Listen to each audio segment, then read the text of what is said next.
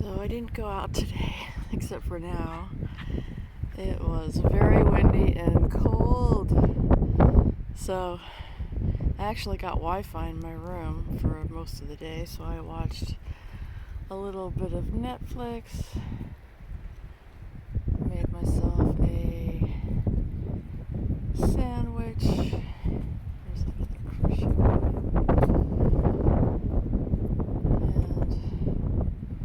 And I was gonna do laundry, but I really don't have a whole lot left to wash. It is definitely October here.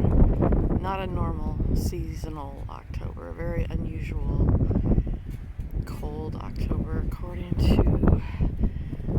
the person that lives here. So I think tomorrow is supposed to be warmer and a lot sunnier. Well, it was sunny, but you know what I'm saying. A lot warmer.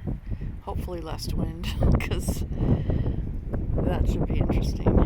It's cold enough, and if you're on a sailboat, whoops.